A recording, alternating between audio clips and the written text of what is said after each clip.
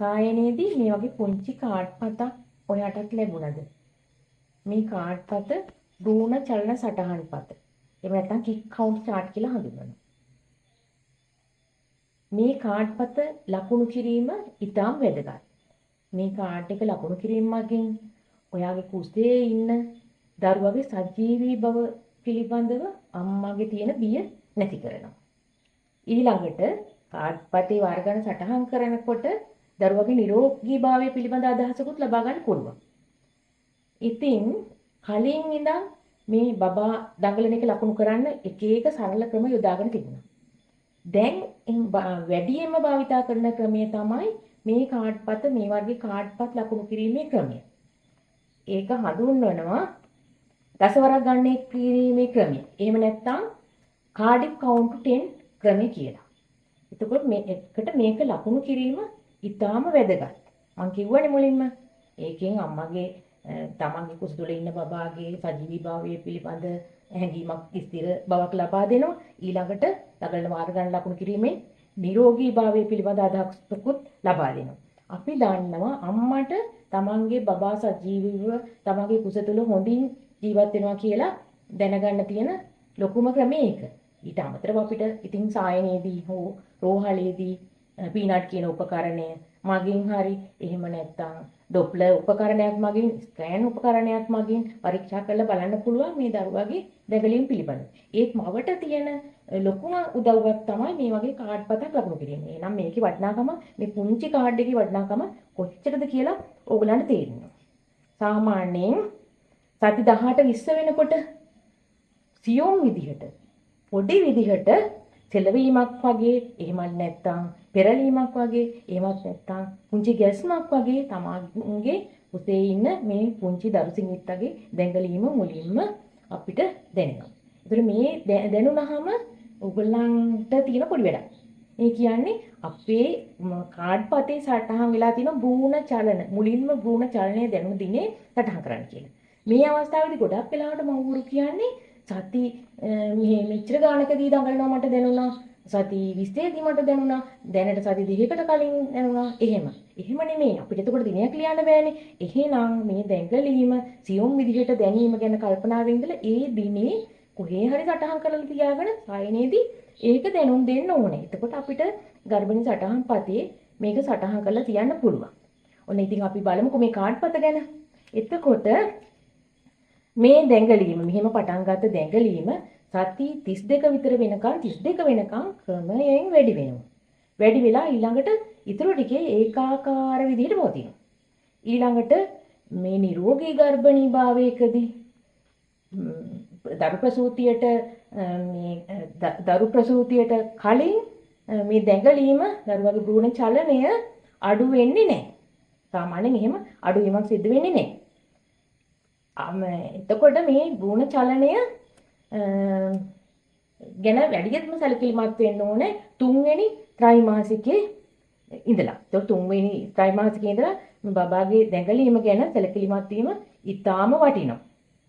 සති 28න් පස්සේ බබාගේ දැඟලීම අඩු වුණොත් හරි එහෙම නැත්නම් සති 28න් පස්සේ දැඟලීම දැනෙන්නේ නැහැ වගේ නම් අපි පළාතේ පෞෂත්ව සේවා නිලධාරිනියට මේ ගැන දැනුම් දීලා පරීක්ෂා කරව ගන්න ඕනේ. ඊළඟට වෛද්‍යවරයෙක් හම්බ වෙන්න ඕනේ. එහෙමත් නැත්නම් රෝහල වෙත වහම යොමු වෙන්න ඕනේ.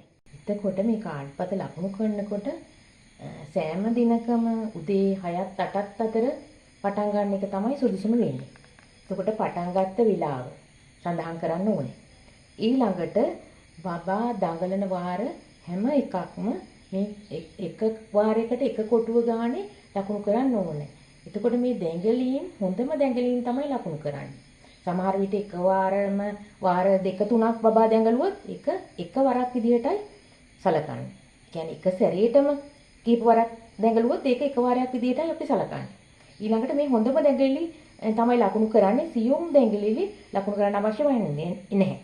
ඊළඟට වාර 10ක් දැඟලුවට පස්සේ 10 වෙනි වාර දැඟලපු වෙලාව සටහන් කරගන්න ඕනේ. ඊළඟට අපිට බලන්න පුළුවන් මේ පටන් ගත්ත වෙලාවෙ ඉඳන් මේ අවසාන වෙච්ච 10 වෙනි වර ළඟ දඟලපු වෙලාව දක්වා පැය කීයක් ගත වෙලා තියෙනවද කියලා. ඊළඟට මේ දැඟලීම් ප්‍රමාණය අඩු නම් එහෙමත් නැත්නම් දැඟලීම් වාර දෙකක් අතර පරතරේ පැය දෙකකටත් වඩා වැඩි නම් අපි වෛද්‍යවරයා හම්බ වෙන්න ඕනේ. නැත්නම් පෞල් සෞඛ්‍ය සේවා නිලධාරියා හම්බ වෙන්න ඕනේ. එහෙමත් නැත්නම් වහම රෝහලට යන්න ඕනේ. ඊළඟට අපි බලමු මේ වගේ දැඟලීම අඩු වෙන්න. එහෙම නැත්නම් බබාට කුස තුලදී අපහසුතාවයකටපත් වෙන්න වැඩි අවදානමක් තියෙන මව්වරු කවුද කියලා. අපි දන්නවා අපේ මව්වරු අතර ඉන්නවා රුධිර පීඩනයේ තියෙන මව්වරු, දියවැඩියාව තියෙන මව්වරු. එතකොට එහෙනම් මේ දියවැඩියා තත්ත්වෙන් පෙළෙන මවකට, ඊළඟට අධික රුධිර පීඩන තත්ත්වෙන් පෙළෙන මවකට, තරබාරු මවකට, ඒ කියන්නේ BMI යගේ ඊටම වැඩි මවකට, කලින් කුස තුල දරුවෙකුට හානි සිදුවෙච්ච අම්මා කෙනෙකුට, ඊළඟට සක්‍රියව හරි අක්‍රියව හරි දුම්පානයට යොමු වෙන අම්මා කෙනෙකුට, ඊළඟට වයස්ගත බව, ඊළඟට කුස තුලදී වර්ධනය අඩාල වෙච්ච බබාලා අඩාලව වර්ධනය සිදු වෙන බබෙක් ඉන්න අම්මා කෙනෙකුට මේ බබාගේ දැඟලීම ගැන ලකුණු කිරීම හැම කෙනාටම වැදගත්. ඒ වගේම මේ කියපු අම්මලා ටිකට ගොඩාක්ම වැදගත් වෙනවා. එහෙනම් මේ හැම දෙනාම තමන්ගේ බබාගේ සජීවී බව තහවුරු කරගන්න තියෙන හොඳම මෙවලමක් තමයි මේ තියෙන පුංචි කාඩ්පත. සියලු දෙනාම මේ කාඩ්පත ලකුණු කරනවා කියන්නේ බබා ගැන තමන් අවධානයෙන් ඉන්නවා කියන එක දැනගන්න පුළුවන්. බබා තමන්ගේ බබා ගැන ඊටාම අවධානයෙන්, බබාගේ සජීවී බව ගැන, නිරෝගී බව ගැන අවධානයෙන් ඉන්න අම්මා කෙනෙක් කියලා කියන්න පුළුවන්. එහෙනම් හැම දිනාම මේ කාඩ්පත තීරුම් අරගෙන ලකුණු කරන්න ඕනේ. ඊළඟට මේ දැඟලීම අඩුවීම කියන එකෙන් අපිට නිශ්චය කරගන්න පුළුවන් තත්ත්ව තියෙනවා. ඒ කියන්නේ බබා කුස තුල වර්ධනය එතකොට කුස තුලදී බබාට හානියක් සිදු වෙලා නම්, එහෙම නැත්නම් බබාගේ කුස තුල වර්ධනය අඩු වෙන අවස්ථාවක, ඊළඟට දැන් වැදෑමහින්නේ බබාට රුධිරයේ ආහාර සැපයීම සිද්ධ වෙන්නේ. ඒ ආහාර සැපයීම ඇතුළත මේ අපරාමින් ලැබෙන, කියන්නේ වැදෑමහින් ලැබෙන රුධිරය සැපයීම අඩුවක් බාධාවක් වෙච්ච අවස්ථාවක, එහෙම නැත්නම් කුච්චි සහිත බබාලා ඉන්න අවස්ථාවක මේ දැඟලීම අඩු වෙන්න පුළුවන්. එහෙනම් මේ කිව්වට ඔයගොල්ලෝ බය වෙන්න එපා. විකෘති සහිත දරුවන් කියන එක ගැන. ඒ කියන්නේ අපි දන්නවා මුල සතිවල ස්වභාව ධර්මයෙන්ම සාමාන්‍යයෙන් මේ වගේ දරුවෙක් ඉපදුනොත් අයින් වෙලා යන අවස්ථා තියෙනවා. අපි දන්නවා ගර්භණී භාවයේදී මුල් සති කිහිපය තුලදී ගබ්සාවක් සිදු වෙන්නේ ගොඩාක් දුරට විකෘතතාවයක් තියෙන බබෙකුට. ඊළඟට අපි ස්කෑන් පරීක්ෂණ කරනවා. ඒතර ඇනෝමලි ස්කෑන් පරීක්ෂණ කරනවා. වෛද්‍ය කාර්ය මණ්ඩලය ඉතාම හොඳින් කුස තුල ඉන්න දරුවා ගැන බලනවා. ඉතින් එතකොට ඉතාමත් කලාතුරකින් අවස්ථාවක තමයි මේ වගේ දේවල් සිදු වෙන්න පුළුවන්. ඒ ලක්ෂණ තියෙනවා නම් ඒවා ඉස්සරින් කලින් අඳුර ගන්න පුළුවන් වෙනවා. ඊළඟට අපි විශේෂයෙන්ම අපිට පුළුවන් මේ අපිට අවශ්‍ය නිරෝගී බබෙක් හදාගන්න. ඒකට අපි දන්නවා අපි කරන්න ඕන දේවල් මොනවද කියලා. එක දෙයක් මෙහෙමනේ එක දෙයක් කියන්නම් මම නැවත මතක් කරන්නම්. ඒ කියන්නේ අපි දන්නවා බබාගේ ස්නායු පද්ධතිය හදවත වැඩෙන්න පටන් ගන්නවා. සති 5 වෙනකොටත් ඒක වැඩෙන්න පටන් ගන්න තියෙනවා. එහෙනම් අපි එක දෙයක් මතක් කරගමුකෝ. මොකද්ද මේ නිරෝගීව මේ ස්නායු පද්ධතිය වැඩෙන්න අපි කරන්න ඕනේ කියලා. එහෙනම් අපි මේ බබා සැලසුම් කර බබෙක් හදාගන්න ඕනේ. එහෙනම් ඒකට ෆෝලික් ඇසිඩ් මිලිග්‍රෑම් 1 බැගින් බබා බලාපොරොත්තු වෙන්න මාස 3කට කලින් ඉඳන් බීම අවශ්‍ය වෙනවා. එහෙම නැතිනම් මොකද වෙන්නේ? අපේ ඇඟේ ෆෝලික් ඇසිඩ් ඌනතාවයක් තිබුණොත් එහෙම බබාගේ ස්නායු පද්ධතිය නිරෝගී වර්ධනය වීමට, හදවත වර්ධනය වීමට මේවා ඒවේ අඩුපාඩු ඇතිවීමට මේක බලපානවා. එහෙනම් අපි දන්නවා අපේ කාඩ් එකේ තියෙනවනේ සටහන් කරලා ලියන්න සැලසුම් කළ ගර්භණී භාවයක්ද යන මග. එතකොට එහෙනම් අපි සියලු දෙනාම හිතා ගන්න ඕනේ අපි හදා ගන්න ඕනේ සැලසුම් සහගත බබෙක් කියන එක. එහෙනම් ඒකත් මතක තියාගන්න.